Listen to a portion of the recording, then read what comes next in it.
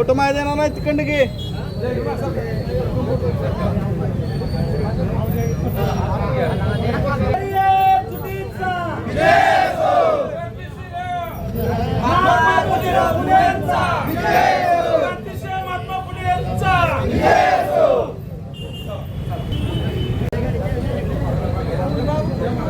Photo माहिती देणार नाही तिकडं घे.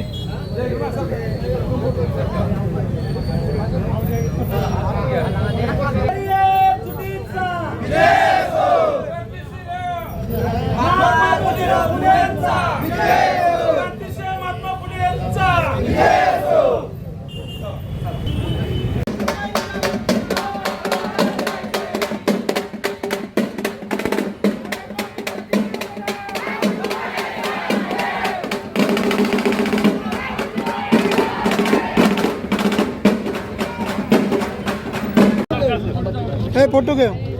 रयत क्रांती संघटनेचा माननीय सदाभाऊ खोत साहेबांचा सदाभाऊ आगे बढो. बऱ्याच वेळ आपला कार्यक्रम चालणार आहे. सगळ्यांनी कृषी राज्यमंत्री आमदार आदरणीय सदाभाऊ खोत साहेब यांच्या प्रमुख मार्गदर्शनात या ठिकाणी फलटण तहसील कार्यालयावर शेतकऱ्यांच्या विविध मागण्यांसाठी या ठिकाणी आपण धडक मोर्चाचं आयोजन केलेलं आहे. या मोर्चाच्या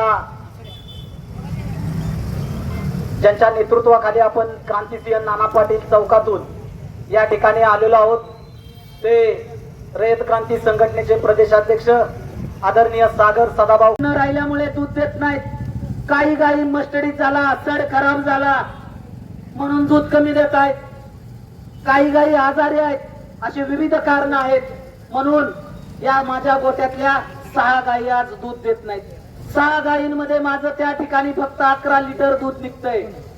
जर बांधवांनो कोण हत्याबंदी कायद्यामधून ती जर्सी गाय, होस्टन गाय वगळली गेली तर माझी ती गाय त्या ठिकाणी 40 ते 45 हजार रुपयाला व्यापारी खरेदी करणार आहे.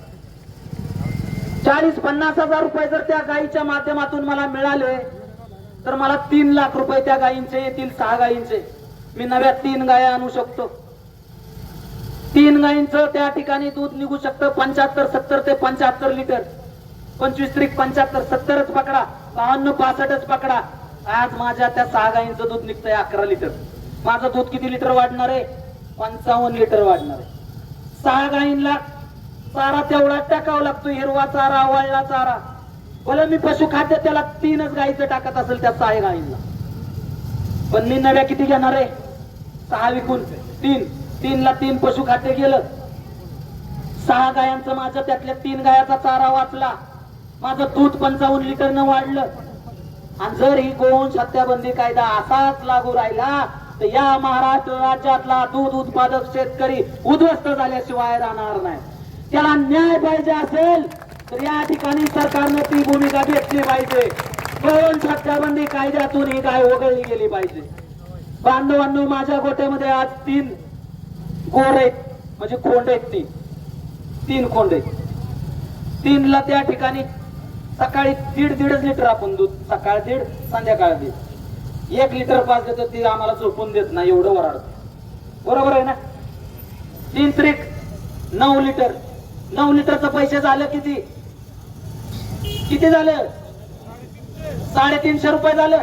आता हे 350 रुपये माझं त्या ठिकाणी त्या खोंडात आम्ही काय करायचे? सागर भाऊ त्या खोंडांचा आम्ही काय करायचं? 350 रुपये रोजचा माझा त्या खोंड्यांवर खर्च आहे. पण किती दिवस सांभाळायचे? आम्ही सांभाळायचे किती दिवस? याची कोण भूमिका घेणार आहे का नाही? याचा कोण वाली आहे का नाही? अशाच जर व्यवस्था या सरकारच्या माध्यमातून चालू राहिली तर या राज्यातला दूध उत्पादक नामशेष झाल्याशिवाय राहणार नाही. 350 रुपये खर्च होत आहेत रोजचे.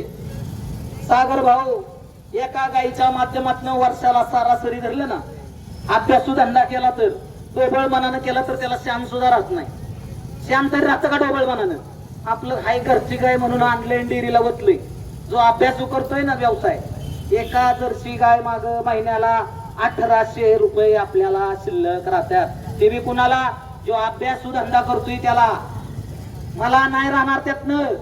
मी जर इकडं मोर्चात आलो तर मला रुपया राहणार नाही, अशी परिस्थिती आहे. मग त्या 1800 रुपयातनं आपण हा व्यवसाय चालू करतोय. 1800 रुपयावर आपली उपजीविका होते आणि ह्याच्यात जर एक खोंड 3600 रुपयाचं दूध पेलं, रोजचं 100 रुपये, 3000च पकडा. 2 महिन्याचं पैसे तीच पेलं, 3 महिने सांभाळलं तर 6 महिन्याच्या गायपासून नफा नाही. मी वार्षिक धरले 1800 रुपये. यादव साहेब बरोबर आहे ना? एका गाय मागे आपल्याला 1800 रुपये महिन्याला मिळते ती. मग या खोंडावर जर आपलं 3000 महिन्याला खर्च झाला तर आपल्याला काय राहणार आहे का? या सगळ्या दीपक भाऊ, या भूमिकेचं सदाभाऊंच्या सर्व दूध उत्पादक शेतकऱ्यांना या ठिकाणी स्वागत केलेलं आहे. आम्ही विटणीमध्ये, आम्ही खंडोबावर, आम्ही विटणीमध्ये गेलतो. माझी एक माता भगिनी त्या ठिकाणी, शरद नाळे आले असतील आमचे काका या ठिकाणी. त्या माता भगिनीची खुरपायला दुसऱ्याच्या शेतामध्ये जाणारी, मोलमजुरी करणारी माझी माता भगिनी या ठिकाणी हाही व्यवसाय या तालुक्यामध्ये. देशी गाय नाही विकत, जर्सी गाय तुम्हीच म्हणताय डुकरापासून गाढवापासून झाली या. मग तुम्ही डुकराला आणि गाढवाला का अडवताय? का अडवताय? बर आता तुम्हाला वाटतंय ते कापायला जात या, तर तुम्ही तर खोला ना बाजार, दुकानं लावा, जनावर खरेदी केली जाते. आम्ही सांगू त्या किमतीला घ्या, आम्ही तुम्हाला देतो. पण नाही, त्यांना फुकाट पाहिजे.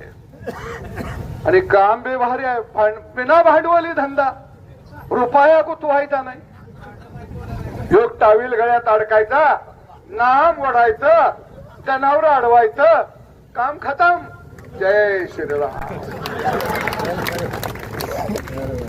म्हणजे रामाला सुद्धा सोडला नाही. मी एका गावामध्ये गेलो, एक मोठा शेतकरी, त्याच्याकडं देशी गाई 15-20 पाटील, पहिलं 5-7, 100 एकराचा शेतकरी.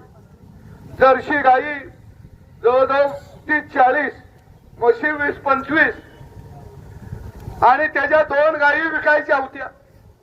एका गाईला मस्टाईड झाला आणि एक गाई गाभण जाईना.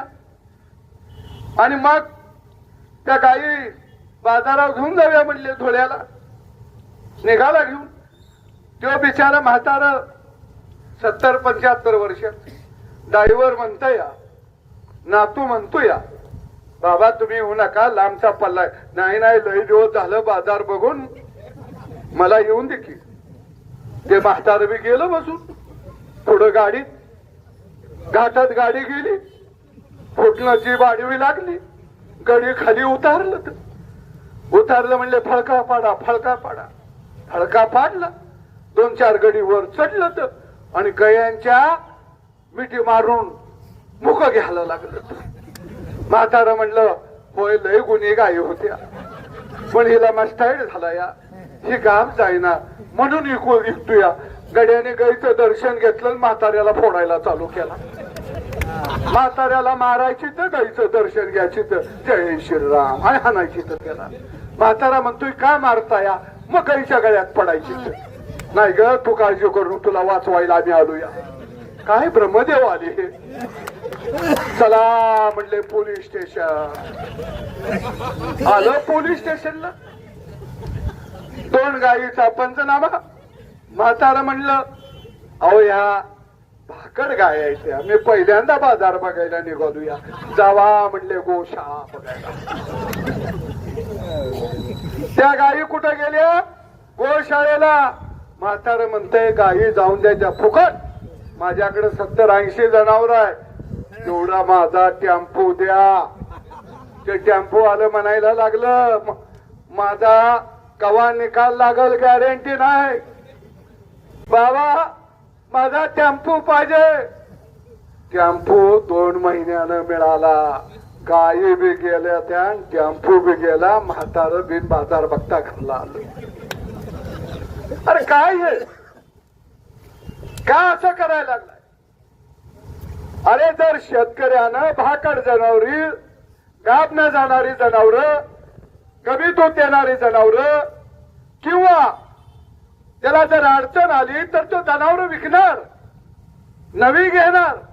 जर तुम्ही हे चक्र थांबवलं तर तो नवी जनावर घेणार नाही. त्याचा व्यवसाय तोट्याचा जाईल. त्याच्या लेकरा बाळाला खर्चाला रुपया मिळणार नाही. त्यांच्या लेकरा बाळाचं शिक्षण होणार नाही. हे का समजत नाही.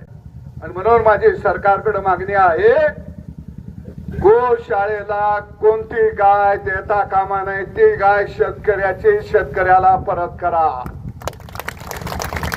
अरे आमचा गोठा हाच गोशाळा आहे. आम्ही 50 गाई 100 गाई पाळतोया.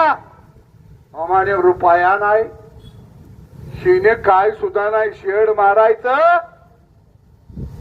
आणि पोलीस स्टेशन पकडायचं. लो माल फुकट फुकट. काय भारी दुकान लावलं. या सगळ्या गोशाळेवाल्यांना विनंती करतो, दुष्काळा अतिवृष्टीमध्ये अनेकाची जनावर वाहून गेले, मेलेले आहेत. तुमच्याकडे दुधाळ जनावर असली तर फुकट वाटा, तेवढा तर दान धर्म करा. काय कष्ट करायचं. आता त्या महावीर गोशाळा आहे, तिचा मालक कुठं आहे? मुंबईत.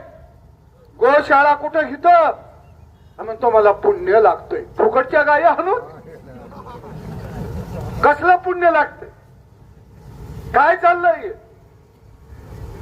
हे? दिवसा ढवल्या शेतकऱ्याच्या भरलेल्या गोट्यावरती दरोडा आहे, दरोडा. मला अनेक फोन येतात, तो असाच आहे, तू तसाच आहे, तो आमच्याच जातीचा नाही, तमक्याच जातीचा नाही. अरे माझी जात शेतकऱ्याची आहे, शेतकऱ्याची. माझा धर्म शेतकरी आहे. माझी माय ही काळी माती आहे. गेली 35 वर्ष शेतकऱ्याच्या साठी लढण्याचं काम केलंय. या माढा मतदारसंघातल्या इथं आलेल्या गावागावातल्या अनेक तरुणांनी या सदाभाऊला या फलटण मधनं लीड दिलंय. लीड चहाचा कप सुद्धा मी पाळलेला नाही. अरे सामान्य माणसासाठी आम्ही लढतोय. आज सामान्य माणसाच्या डोळ्यात आसू आहे. आणि अशा परिस्थितीमध्ये मी सरकारला विनंती करतो की शेतकऱ्याचा थया दुधाचा गोठा वाचवूया आणि गोपालकाला जगूया, एवढीच अपेक्षा व्यक्त करतो. इथं थांबतो. धन्यवाद.